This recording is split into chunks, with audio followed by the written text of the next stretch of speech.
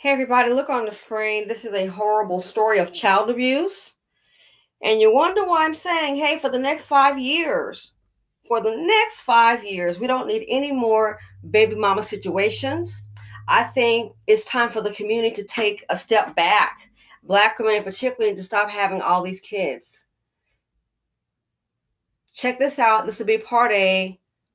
Horrible, just horrible. What happened to this baby boy?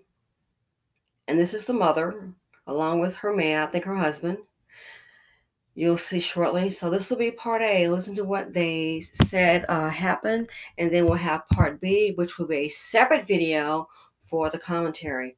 Check this out. The worst case of child neglect that Polk County Sheriff Grady Judd says he has ever seen.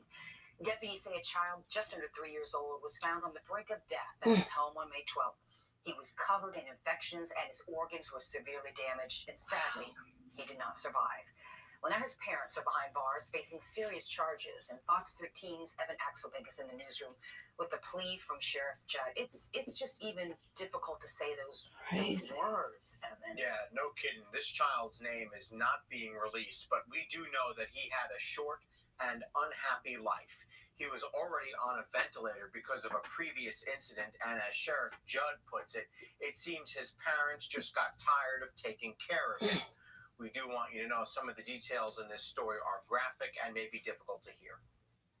The child's Bartow apartment was nothing short of shocking. I had never seen the horror that we saw with this poor child. It all began with a near drowning. 2 years ago, when the child was 10 months old, he fell into a pool and barely survived. His parents chose to keep him on a ventilator and stomach tube, with health aides helping to care for the child, who was in a permanent coma. The child had no brain activity, could not even blink his eyes, cannot move his extremities. In October, Sheriff Judd says they switched healthcare companies and began to stall on the new one. They ceased answering their door. On Friday, May 12th, Takesha Williams called 911 and said a piece of equipment wasn't working properly. There appeared to be no life in the child. This child had an extremely extended stomach, and it was green. Oh. This child was rotting in the bed. The child was rushed to the hospital, but died. Sheriff Judd says the pair was afraid to call for help because she was worried DCF would take their other children away. And this is only supposition on my part. They just got tired of the baby. They just got tired of the intensive care this child needed.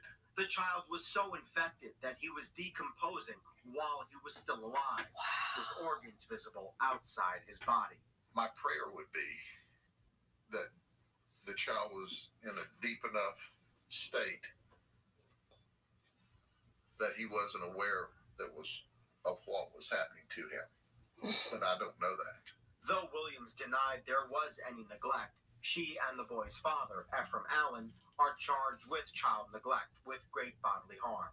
Ultimately, our goal is to send these folks to prison for just as long as we can send them to prison. Really? And then from there, God's got to take over.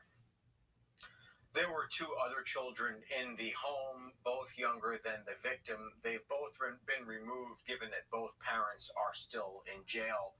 But those children are said to be in good physical condition.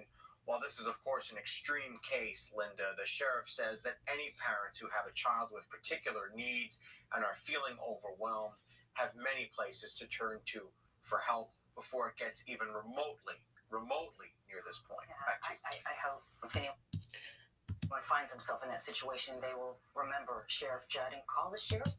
Okay, people, you saw part A. Please stick around for part B, the commentary.